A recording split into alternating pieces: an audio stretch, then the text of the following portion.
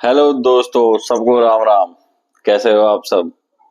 आज हम बात करने वाले हैं रियल एस्टेट के बारे में। जो मैंने रियल एस्टेट के बारे में ज्ञान इकट्ठा किया है अपने एक्सपीरियंस से, मैंने क्या क्या जाना है वो सब मैं आपको शेयर करना चाहूंगा।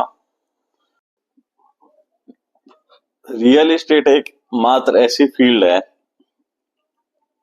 जहां पे चला तो आसमान तक, नहीं चला तो धरती पे।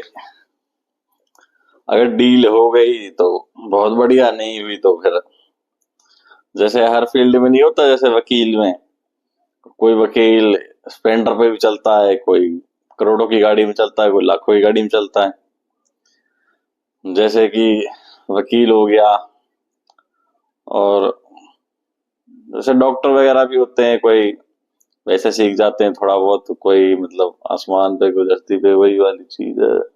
क्या डॉक्टर की तुलना तो इसमें नहीं कर सकते हम उसकी। वकील जैसे हो गया, वैसे ही प्रॉपर्टी डीलिंग में है। जिसके बाद जितना ज्ञान है, अब मैंने जो 1 महीने में जाना है, जो समझा है, वो ये समझा है कि पहली बात तो जैसे कि हम किसी को फोन करते हैं, अपनी जैसे कॉल होती है, जैसे कॉल पे फोन करते हैं तो उसके पास हमारे जैसे बहुत सारी कॉलें आती हैं, तो बंदा पहले से ही परेशान रहता है। अब उसको पहली बात तो हम फोन करें तो उसको हम पे ये भरोसा होना चाहिए कि हमारे पास सच में क्लाइंट है। अब जैसे डाटा तो हमारे पास रहता है, डाटा आता है, कहीं से खरीदते हैं डाटा, सारी चीजें उसमें मेंशन तो रहती है, लेकिन एक बार कंफर्म किया जाता है कि वो चीज अभी बिकाऊ है कि नहीं है। अब हम उसका ऐड डाल दे, ऐड डालते हैं हम, जैसे 99 एकड़ हो गया, स्क्वायर ऐड हो गया, मैजिक ब्रिक्स, काफी सारे प्लेटफॉर्म है ऐसे 5-6। अब जैसे हम ऐड डालते हैं, ऐड हमने डाल दी, तो भाई खर्चा हो रहा है ना उस पे, ऐसे कैसे ऐड डाल देंगे। तो जो हम डाटा हम खरीदते हैं उस पे फोन करके पहले कंफर्म किया जाता है कि वो कितने करोड़ कितने लाख की है, कैसे स्क्वायर फीट है, सेल पे है, रेंट पे है, बिका या नहीं बिका। आप फोन करते हैं, ठीक है, हमने फोन कर दिया। अब हम उसको फोन करके पूछते हैं तो कई बार बताता नहीं है रेट, कैसे स्क्वायर फीट है। कई बार वो हमसे ही पूछता है, अब हमें पता नहीं, तो बात को थोड़ा घुमाया जाता है। अब घुमाते कैसे हैं, हम बोलते हैं सर जी, आप मालिक हो आप मालिक हो, आप बोलोगे ना, आप अपना रेट बताओगे, हम आपकी चीज को कम कैसे बोल दे या ज्यादा भी कैसे बोल दे, फिर बिकेगी नहीं। आप मालिक हो, आप बताओ। तो वैसे में कोई बता भी देता है, कोई नहीं भी बताता है, अब कोई जानबूझ के नहीं बताता है। वो सोचता है क्लाइंट आया नहीं था, झूठ में बोल रहा है ये। कोई कोई को उतना मतलब नहीं होता, पूछा बता देंगे सीधे सीधे, हाँ भाई ये रेट चल रहा है, मेरी चीज को जल्दी बेचो, जल्दी किराए पे चढ़ाओ, मतलब जो भी करना है जल्दी जल्दी कर दो आप। किसी किसी को उतना मतलब नहीं आता। अब कोई कोई सोचता है कि भाई टाइम पास करने के लिए फोन क्या है। अब एक्चुअल में बताऊं तो टाइम पास करने के लिए तो कोई किसी को फोन नहीं करता है। हाँ, जैसे कि मैं कह रहा था कि कोई टाइम पास करने के लिए तो किसी को फोन करता नहीं है।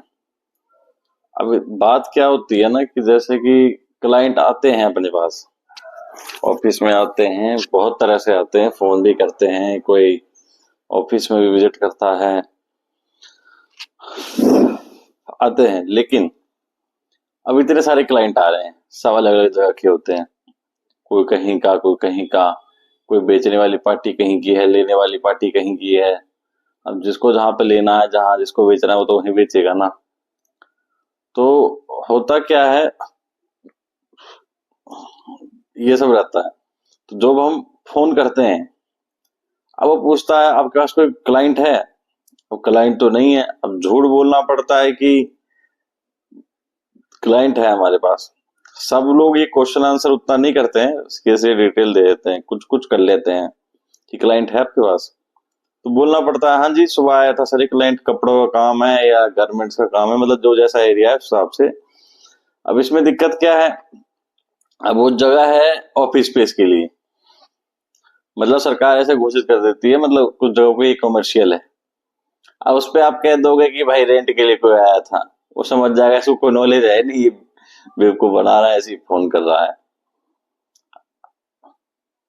तो अब क्लाइंट है नहीं तो ये बात बोलनी पड़ती है कि क्लाइंट है, वो इसलिए कि हम क्लाइंट लाते हैं ढूंढ के, ऐड डाल के लाए या चाहे जैसे लाए, रेफरेंस से लाए, जैसे लाए, जैसे भी आए, मतलब जैसे मार्केट में हो तो 10 लोग आएंगे जाएंगे मिलेंगे, मतलब जैसे भी है काम तो होगा ना। ऑफिस खोल रखा है भाई, ऐड डल रहे हैं इतने सारे प्लेटफॉर्म पे, और जान पहचान है या चलते फिरते भी आ जाते हैं, काम तो होगा ही। तो इसलिए थोड़ा बोलना पड़ता है कि क्लाइंट है हमारे पास, जबकि नहीं है। सब लोग ये सवाल नहीं करते, कुछ कुछ लोग ये सवाल कर देते हैं। अब वो सब तो ठीक है।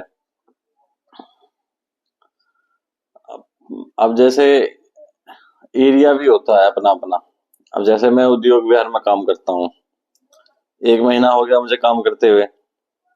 अब उद्योग विहार में एक ही इतने सारे एड मैंने डाले ऑफिस स्पेस के लिए, एक ही क्लाइंट आया, 2 बार विजिट भी किया, फोन करता हूँ बात करता हूँ, ठीक से कोई रिस्पॉन्स नहीं, ठीक से बातचीत नहीं, कुछ नहीं, एक शब्द बोला बात खत्म हो गई बस। मिलता भी है, हो जाता है भी यार भाई, क्लाइंट बताएगा ये दिक्कत है, ये परेशानी है, इसको दूर करो, तभी तो दूर करेंगे हम। क्लाइंट को भी पता नहीं क्या दिमाग में है, 2 बार से आ रहा है विजिट कर रहा है। अब दिक्कत बताएगा तो उस दिक्कत को हम पूरी करेंगे, हाँ भाई ये दिक्कत है, इसे अच्छी चीज ला के देते हैं आपको, तो दिक्कत भी नहीं बतानी है, फिर विजिट भी करनी है, आनी भी, ये चीज भी दिखा देते हैं, ठीक है। अब उसने बोला था कि भाई हमें बहुत बढ़िया जगह चाहिए, मतलब जहाँ वाइब आए की, मतलब हाँ कोई ऑफिस में आए हैं ऐसा चाहिए। तो हमने बोला भाई वो भी दिला देंगे। तो आप फोन करते हैं तो फोन ही नहीं उठाता है, अब पता नहीं क्या है भाई। अब इसमें होता क्या है ना, 100 लोग लेने आते हैं आपके पास, ठीक है, मतलब 100 लोग के पास फोन करते हैं, लेने तो 100 लोग नहीं आते, उसमें से बहुत कम लोग ही जो है आप तक पहुंच पाते हैं, फिर देखते हैं लेते हैं, मतलब जो भी है। उद्योग विहार का मैं बताऊं तो ऑफिस स्पेस का ये हाल है भाई, हर जगह टूलेट का बोर्ड लग रहा है, हर जगह खाली स्पेस खाली स्पेस। मार्केट में पता नहीं क्या दिक्कत है, क्या परेशानी है, लगता है मंदी आने वाली है। वो नहीं कहते कॉर्पोरेट में हायरिंग फायरिंग तुरंत होती है, भाई कंपनी की भी हायरिंग फायरिंग तुरंत होती है भाई। जॉब वालों को क्या है कंपनी भी तुरंत बंद होती है, वहां रोज खुलती है रोज बंद होती है, इनमें फर्जी काम भी बहुत होते हैं। और अब ये बात होगी, अब जैसे उद्योग विभाग में मैं इतने ऐसा काम कर रहा हूँ, तो उधर का मुझे पता है कि भाई ऐसे ऐसे वहां पे आती ही नहीं है पार्टी वहां पे लेने कोई। अब सर कह रहे हैं दिल्ली का काम करो, अब देखते हैं दिल्ली में क्या होता है। अक्सर वेयर हाउस का कुछ दिन से फिर देख रहे थे, क्योंकि ऑफिस स्पेस के लिए कोई आ ही नहीं रहा, तो वेयर हाउस की एड पहले भी डाल रहे थे, अब ऑफिस वेयर हाउस भी देखते हैं अब क्या होता है उसमें। वेयर हाउस में इसमें कमाई तो देखो कमीशन में है, अगर आपको आपका काम अगर हो तो कमीशन में ठीक है, इसमें कोई दिक्कत वाली बात नहीं है। और कल को कोई आदमी ये सब काम छोड़ भी देता है ना, तो भी साइड से तो रियल एस्टेट करता ही है, क्योंकि उसे पता है एक काम में क्या हो जाएगा मेरे साथ एक काम मैंने कर लिया तो एक मोटी रकम आ जाएगी, जो कि एक पूरे महीने नौकरी करने के बाद भी शायद ना मिले, हो सके उसका 2-3 गुना ही मिल जाए। और इन सब में दिक्कत क्या होती है, परेशानियां क्या होती है, मैं आपको बताऊं तो परेशानी पहली तो एक ये होती है कि आपका क्लाइंट कोई और लेके भाग जाता है आप वहां काम कर रहे हो, आपका क्लाइंट कोई और लेके भाग जाएगा, आप उसका लेके भागोगे, वो आपका लेके भागेगा, ये सब दिक्कत रहती है।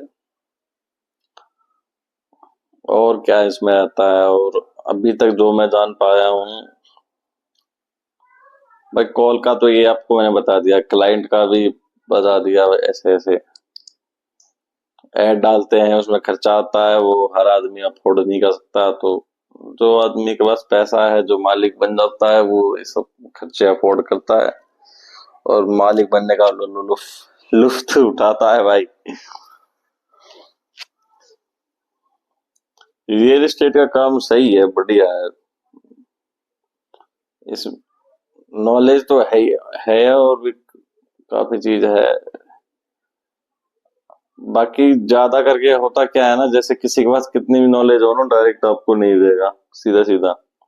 यूट्यूब पे भी लोग थोड़ा थोड़ा करके नॉलेज देते हैं, क्योंकि थोड़ा व्यू बढ़े, वॉच टाइम बढ़े, सब्सक्राइबर बढ़े, उसके बाद आगे का ज्ञान देंगे, कुछ हमें रेवेन्यू मिल जाए, कुछ पैसे हमारी कमाई हो जाए पहले। तो किसी के पास कितना भी नॉलेज हो ना, एक जो यूट्यूब पे जो ज्ञान देते हैं ऐसे ही देते हैं भाई। जनता खाली बैठी है, ज्ञान सुनने वाला सुन रहा है, देने वाला दे रहा है, कमाने वाला कमा रहा है। ऐसे ही है। और जो मेन जो ज्ञान है ना, जो असली है, वो एक बार में फ्री में मिलेगा ही नहीं भाई।